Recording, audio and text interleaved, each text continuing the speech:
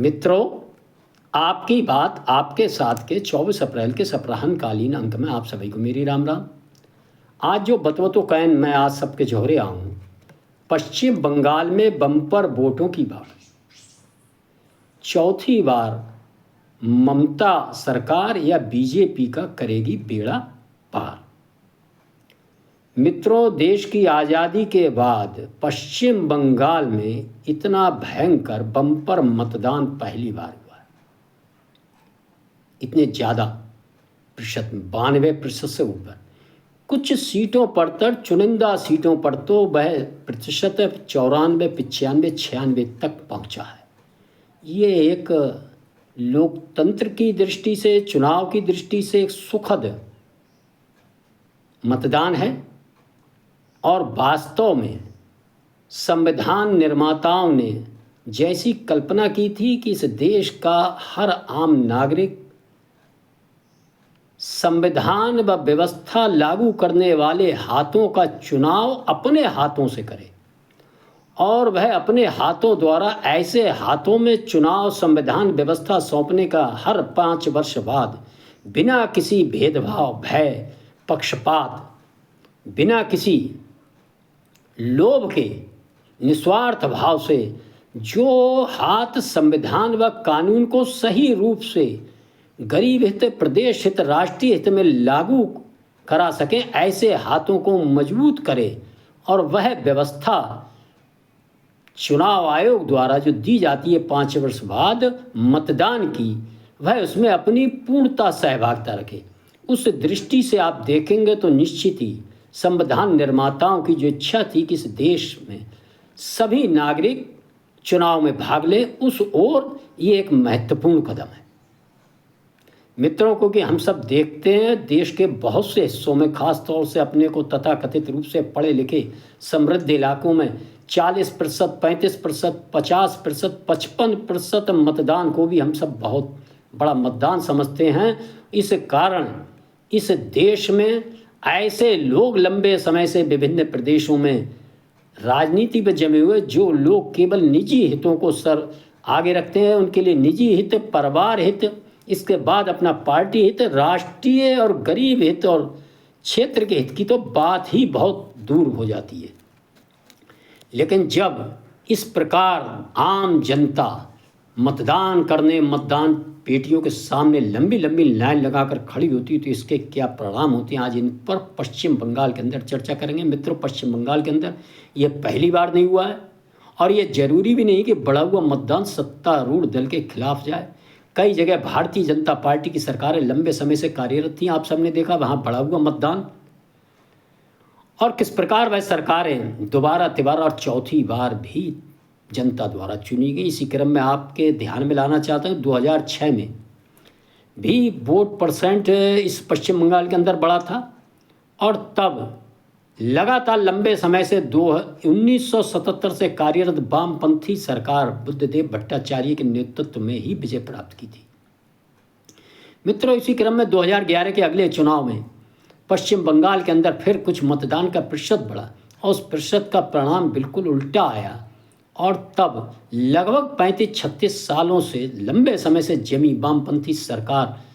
को जाना पड़ा और ममता दीदी की सरकार ने वहाँ मुख्यमंत्री के पद पर स्थान ग्रहण किया। और मित्रों, इसके बाद 2016 के अंदर भी चुनाव हुए, उन चुनाव में भी मत प्रतिशत बढ़ा, लेकिन दीदी की सीटों की संख्या बढ़ी और दीदी पुनः दूसरी बार सरकार में आई। मित्रों, उन चुनाव में भारतीय जनता पार्टी ने भी पश्चिम बंगाल के अंदर जिस प्रदेश में उनके भारतीय जनता पार्टी के संस्थापक श्यामा प्रसाद मुखर्जी का जो गृह प्रदेश था, लंबे समय बाद चुनावी सफलता के रूप में 3 सीटों पर विजय प्राप्त की थी। और इसके बाद 2021 के जो चुनाव हुए थे, किस प्रकार भारतीय जनता पार्टी ने बड़ी मजबूती से चुनाव लड़ा था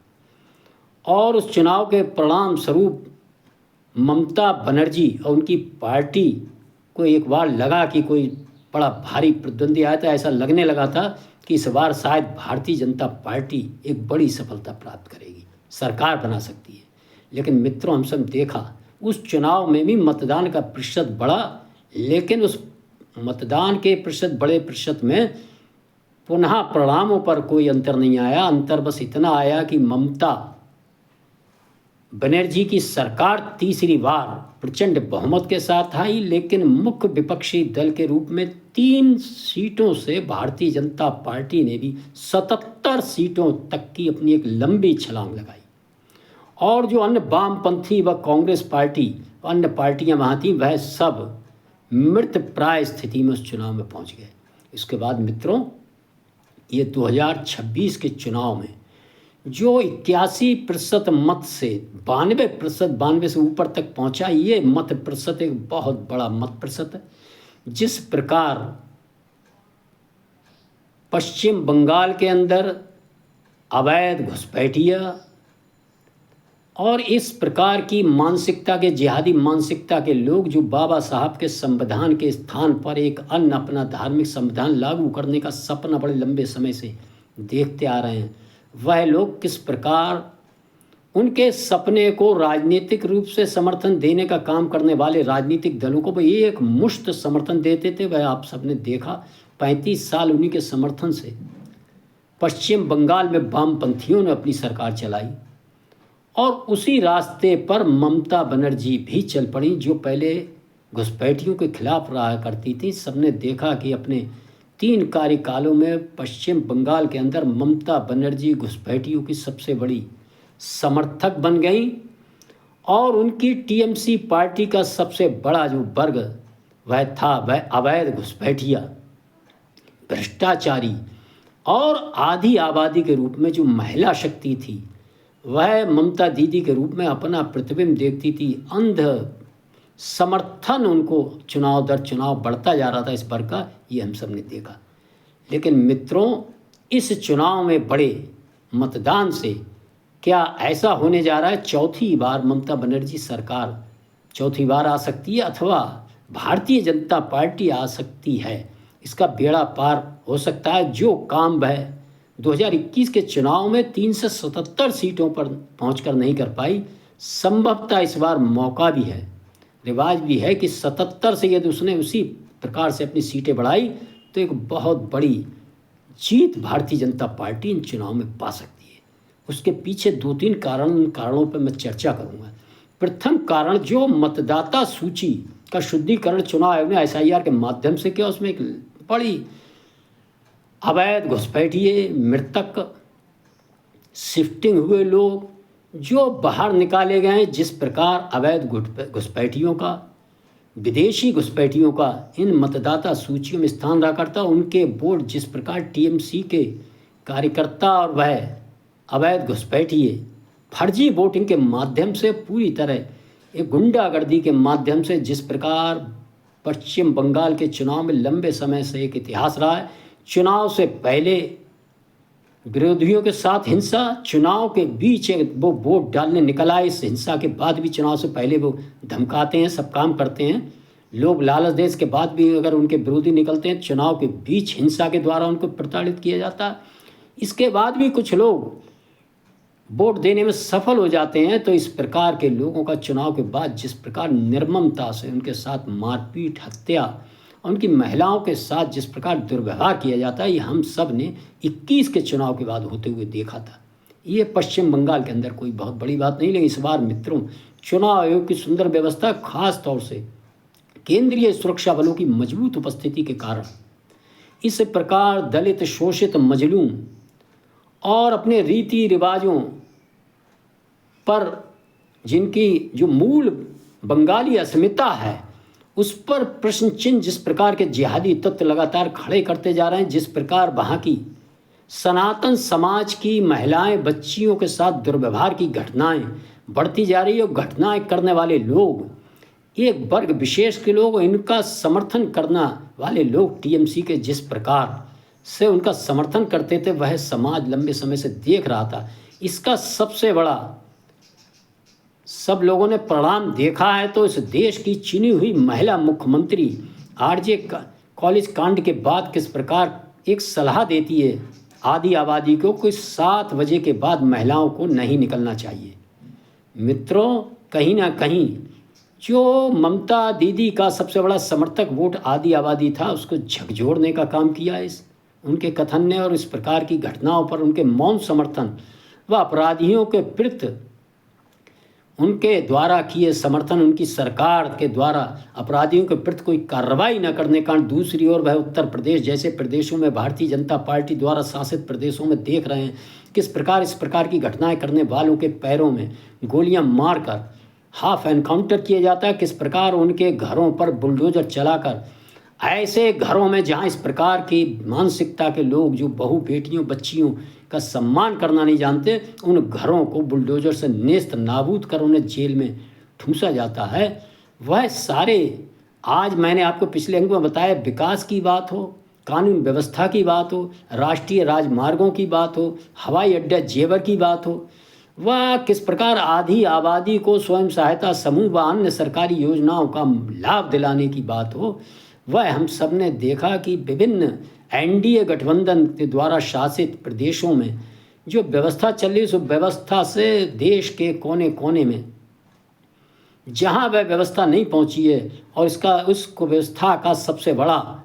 जो उदाहरण है वो वर्तमान में पश्चिम बंगाल है, जो कभी आर्थिक रूप से बहुत समृद्ध था, देश के अग्रणी प्रदेशों में गिना जाता था, जहां कल कारखाने देश के अंदर सबसे बड़ी मात्रा में रहते थे, आज वह प्रदेश किस प्रकार कंगाल प्रदेश बनने की ओर आ चुका है, किस प्रकार कानून नाम की वहाँ कोई चीज़ नहीं, किस प्रकार अवैध घुसपैठिए मतदाता जिहादी विचारधारा के लोग इस प्रदेश को